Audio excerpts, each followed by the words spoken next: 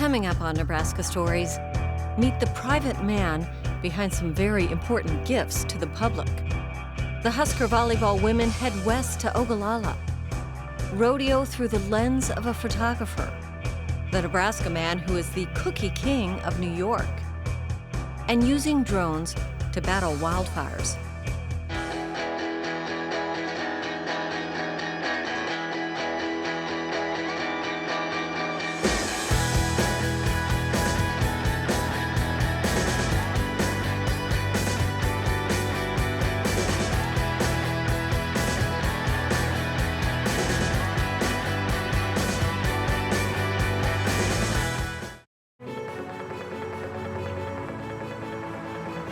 You've seen his name on countless buildings in Omaha.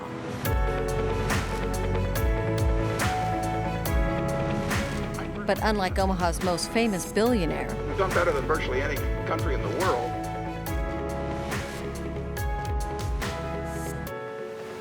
There are no biographies and few television appearances featuring retired construction executive and billionaire Walter Scott Jr. Though he spent decades in a leadership role both in his career and in his charitable ventures, he doesn't seek the spotlight that sometimes comes with such things. I'm not in that position. I don't have any real interest in it. I think it's really difficult to get Walter to talk about himself because he's not the type of person to look back. Mike Fass was just barely out of his 20s when he began working for Scott. Working for Walter was just a great education, and it was a lot of fun. For every building bearing his name, the Omaha native has been involved in countless philanthropic efforts statewide and beyond that are probably less well known. Walter has left his mark on Omaha in a way that very few people ever will on a community. And the zoo wouldn't be what it is. The university wouldn't be what it is. So now you're going to come from labs over here in the other buildings over to here? Yeah, so Michael's coming. Internationally renowned cancer and bone marrow transplant specialist Dr. Jim Armitage has known Scott for years. Omaha works together in ways very few communities do. And there's no question, but that would not be true in the same way if it wasn't for Walter Scott. He's been the leader of this community for at least a couple of decades. For Scott, the motivation is simple. If you're interested in your community, you tend to try or you like to make improvements in it. According to friends and associates, perhaps Walter Scott Jr.'s biggest impact is his role behind the scenes. There's no shortage of money. The shortage is really good leadership. And Walter has been one of the ones that really stepped forward with both, the classic, your time, your talents, and your treasure. Scott picked up some of this from one of his mentors, another well-known Nebraska leader. I think Peter Kiewit was a person that was very generous and contributed a lot to the community, and I think as much as anything else I learned from him. Scott began his career at Kiewit in 1953. He quickly rose through the ranks as an engineer and a manager of major Kiewit projects across the country, moving his family 17 times. 26 years later, he took over as president, turning the Omaha-based firm into one of the nation's largest construction companies, climbing the Fortune 500 and competing for major contracts internationally. And the second time she built a nest out on that far island there. So who is the real Walter Scott? With Walter, what you see is what you get. I call him Brown Shoe Walter. He's humble, he's not full of himself. He doesn't have a big ego. And then she goes back to swimming.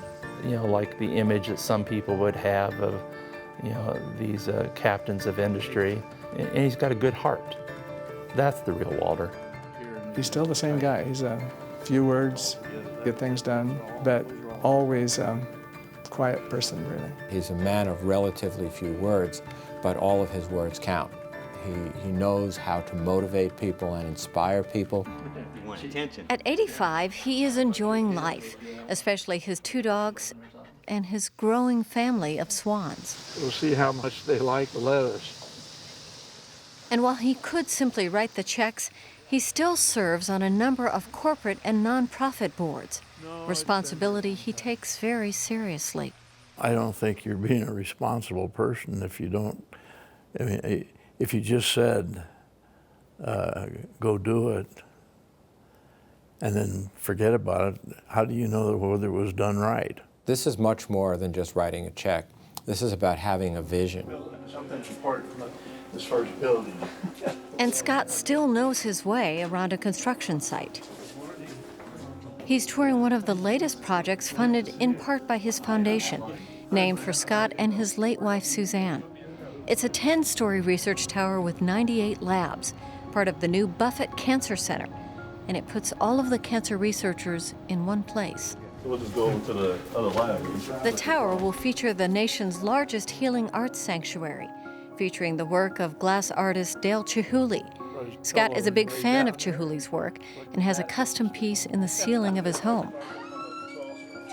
For some of the doctors who will work here, this is more than just a new building. It is shrinking that time that we need to reach the next major milestone. So rather than achieving it in a decade, if we can achieve it in 5 years, 5 years of saving lives, it can't be measured in real dollars. They go up almost to that next ring. Pretty close. The University of Nebraska Medical Center has been a longtime target of Scott's efforts because it fits within the pillars by which he lives his own life. When my children were growing up, I told them the most important 3 things that they ought to remember. One is that the greatest asset that they had was their good health. Don't do anything to ruin your asset. The greatest thing you could acquire in life was a good education. And the best thing you could do is be a giver and not a taker.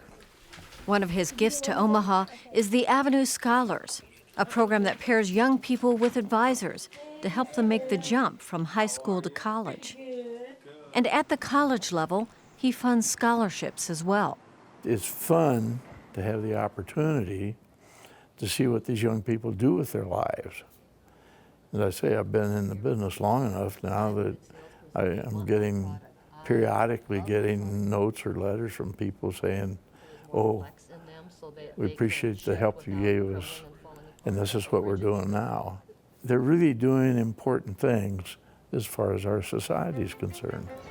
Hey, sweetheart. So I see the giraffe have cleaned off all the lower leaves now, finally. There's nothing left for them to pick at. There's the other clip springer right. Oh yeah, I see it. They're a real interesting small animal. Scott's been involved with the zoo for 50 years with no end in sight. If you think about the zoo, it's entertainment, it's family entertainment, it's education, it's conservation, it's research. It covers practically everything you can think of in terms of things that are good for our society. Whether it's basking in the glow of the new African grasslands exhibit he helped fund, or managing the slate of projects planned for the future, Scott hasn't slowed down much. Hi guys, good morning. I don't think there's a meeting where, despite how well I've prepared, he doesn't look at what I've got in front of him and ask a really relevant question. My interest was in how you build it and how you're doing and what your problems are and whatever. Now, I tend to be an owner, so my question is, when are you going to get done? By all accounts, Scott is a tough project manager, wanting things finished on budget and on time. But the key is that the projects actually get done. First and foremost, he's an engineer.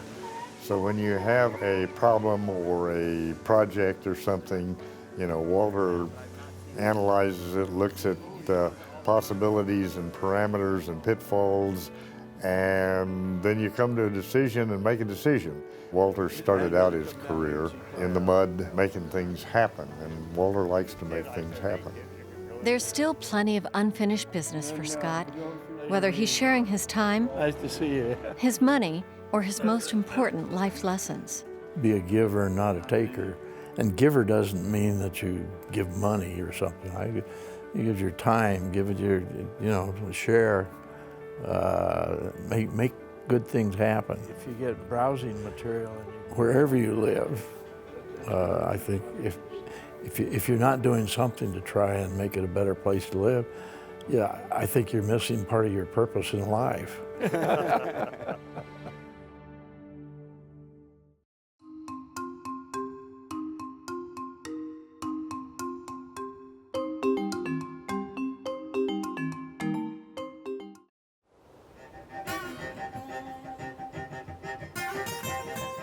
Ogallala, Nebraska is a hot spot for anglers at nearby Lake McConaughey.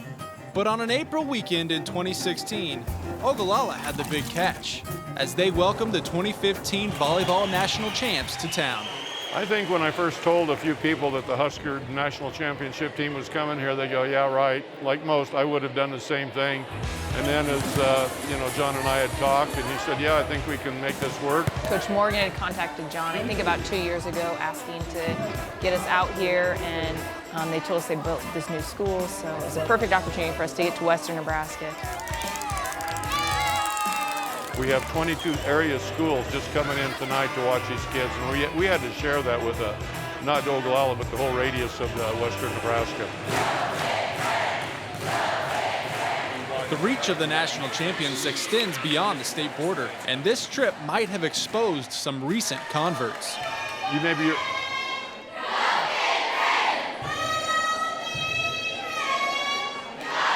I got to turn. Those are Colorado people. Seriously. My gosh, they must have turned over. New Husker fans or not, the Big Red knows Husker Nation lives in every nook and cranny of Nebraska. Volleyball is really a state sport, and you see that from corner to corner, and when you come here and get 900 to 1,000 people to come to your practice, it's pretty impressive. The fans are just so dedicated to us anywhere we go, if we're in Omaha or if we're here in a small town, Ogallala, Nebraska. I feel like I'm ready to coach a big game, and here I have to do is organize, but it will be electric.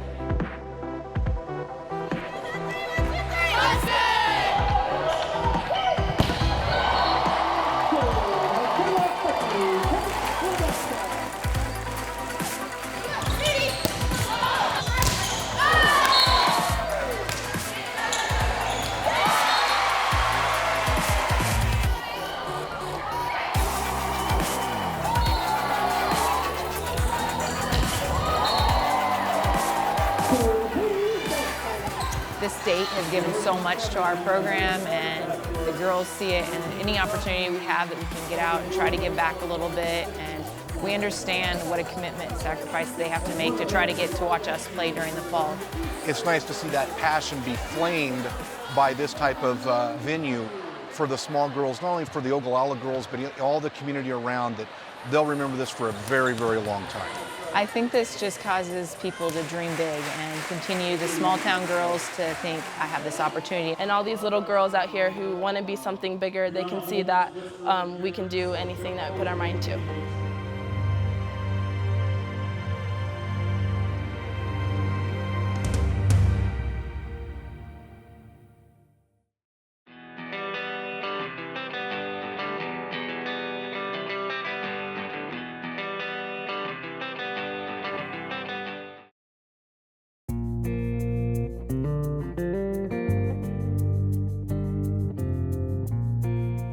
Well, as a photographer, the world of rodeos drew me in because it's just such a photo-rich environment. I mean, you have action, you have little kids, you have adults. There's a lot of color. The light is usually great because it's in the evenings.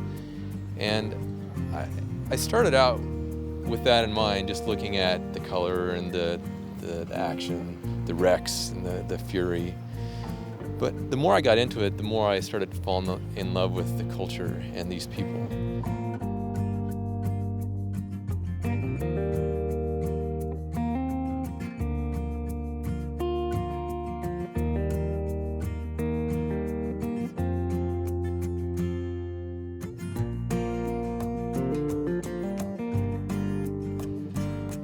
These rodeo competitors are all driven by one single factor, and it doesn't matter if they're riding broncs or bulls or if they're roping and racing, it's all about adrenaline.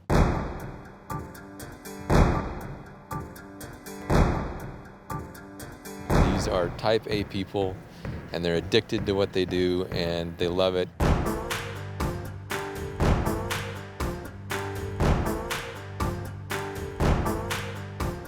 Some of my favorite rodeos are some of the smallest ones, like Clearwater. Callaway is a great little rodeo out in the middle of nowhere. Bladen, which is fairly near Lincoln, is a great rodeo. There is really no judging a rodeo's quality by the population of its county or its city. I found that some of the smallest rodeos are some of the best rodeos.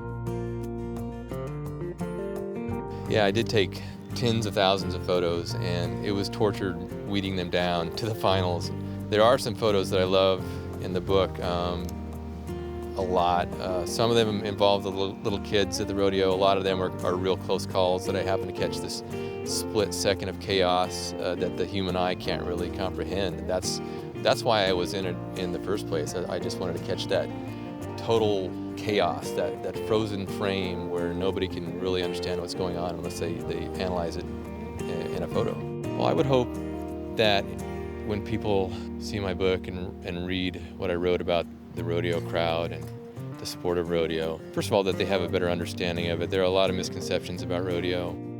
You know, mainly though, I think I would like people to see what I saw in rodeo, what drew me to it, and that is the sheer beauty of the competition, the sheer craziness of it.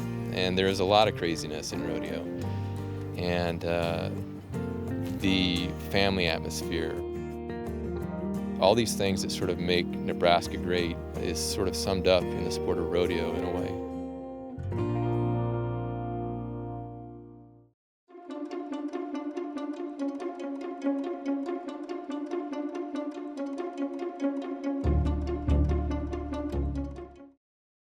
There's something magical about combining flour, eggs, butter, and sugar, stirring a batter laden with chocolate chips, and baking that golden brown goodness. It's a lip-smacking wonder of American childhood. And sometimes, it leads you to a dream job. I was raised in Lincoln, Nebraska, and in college I majored in acting, in theater performance. Zachary Schmal's original dream involved the bright lights of Broadway.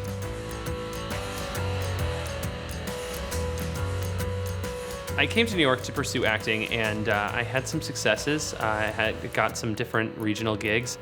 I love the theater. It's my absolute passion in life, but I needed something that was more stable. You're constantly going from job to job, and in between then you're unemployed, and that's kind of terrifying. So I started working for PR and marketing firms, and it turns out from doing that, I started coming up with brands and started working with a lot of branding and marketing. I think 7 feet's fine, because But Zachary soon found that marketing was no less stressful than theater. During the day, I would go to work and be surrounded by stress, and I would come home at the end of the day and I would bake cookies, and that was what calmed my heart and calmed my spirit and made me happy. I'm not a classic chocolate chip guy. I'm more of a crazy, adventurous foodie, and so I loved coming up with crazy, fun flavors, and eventually all my friends said, you have to start selling these cookies.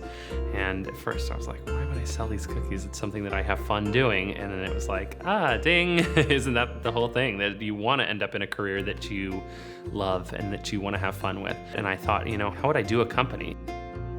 My nickname in high school was Zachary Schmackery. It was something that everybody always called me. And so Schmackery hit me. The first thing out of my mouth was lip schmackin' good cookies, and it was perfect.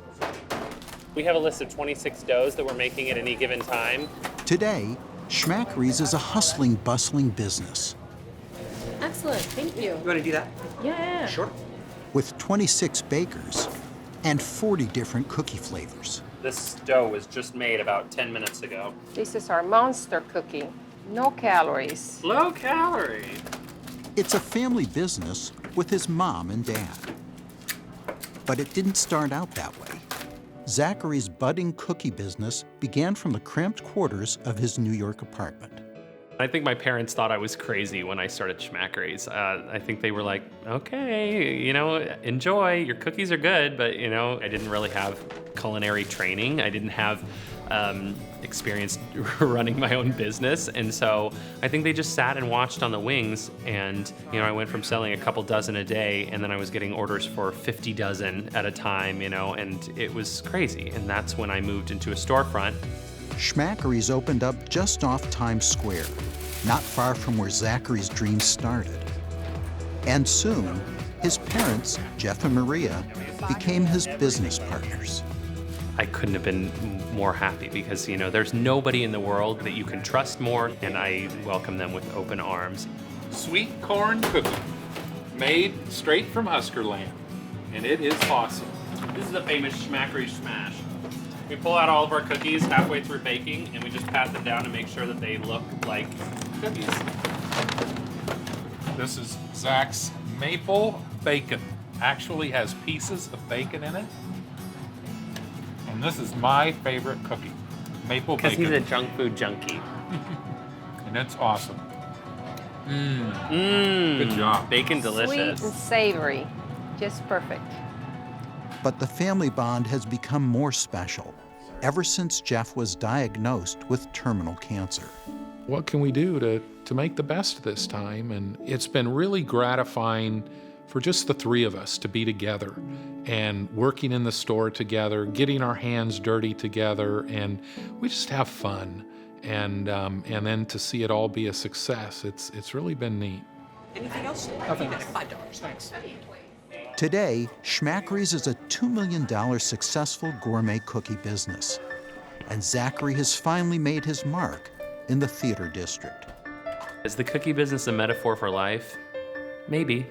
I definitely know that, you know, it's something warm, makes you feel good, makes you happy, makes you feel like a kid. And that's kind of how I look at life. I'm just a big kid, and I just want to spread love and warmth across the earth. And in a big bad city like New York City, it's a great place to spread a little warmth with my family. How about red velvet? Did you put a red velvet on there?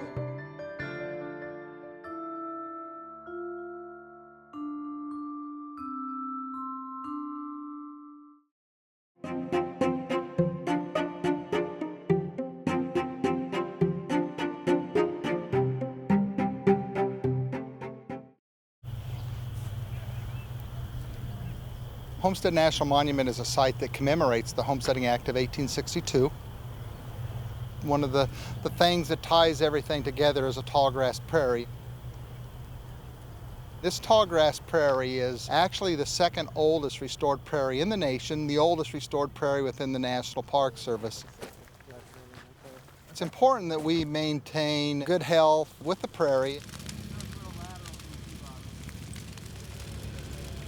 Fire is an important tool that we use to take care of and to manage this important resource. I knew almost nothing about fire, and we have been working really hard for the past few months, but over the past 2 years to develop the systems. The fire that's taking place today is very significant for us from the standpoint that we're actually testing an unmanned aircraft system. Okay, gotcha, sounds good. So we'll go 80 or basically 100 meters out total. Probably, see if we can go 20 meters that way. So these little balls have a chemical inside that we then inject with a liquid. This causes a chemical reaction. About a minute or so after we inject it, it'll cause an ignition. Good. Yep. So green fluid coming out the Yep. Okay. Good to go. Good to go. It really just started over coffee conversation, talking about the kind of expertise they have with unmanned aerial vehicles and what we're trying to accomplish from a fire management standpoint. So are you wanting to take your vehicle straight down, come in and bring it back up? Yeah, I think Otherwise you'll have to go up. It didn't take long before we realized, you know, that's not just science fiction, it's something that could be really valuable and really help.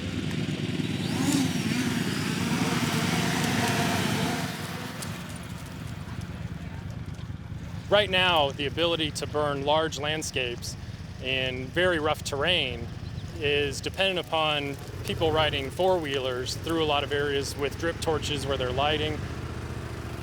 So it increases danger and risk to some of those people. If we have unmanned aerial vehicles doing ignition for them, then they're able to monitor and use their personnel more strategically and in better ways. Over the past 11 years, there's been 5 firefighters in the wildland fire community that have been involved with incidents like this that have actually lost their lives. I think one of the biggest applications for this is in these prescribed burns, where you're actually starting fires for land management purposes, whether that's to control invasive species or just to reduce fuel loads to reduce the likelihood of forest fires or other wildfires. I think it was a great success. First of all, nobody got hurt, but also I think we demonstrated that we're able to safely fly this vehicle into the interior of this burn unit and ignite fire where otherwise people would have to go into that area. Using technology such as an unmanned aircraft system and a UAS can only enhance the safety of those people that are putting their lives at risk and trying to manage these fires.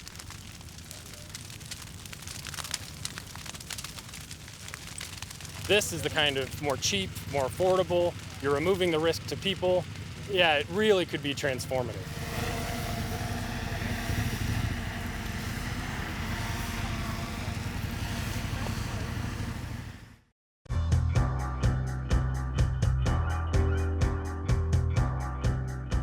Watch our stories online at netnebraska.org/Nebraska Stories and go to Facebook to like us and leave a comment. Join the Nebraska Stories conversation. Nebraska Stories is funded by the Margaret and Martha Thomas Foundation, the Nebraska Department of Roads Highway Safety Office, the Nebraska Tourism Commission, and First Nebraska Bank. Sustained funding for arts coverage on Nebraska Stories is provided by the H. Lee and Carol Gendler Charitable Fund.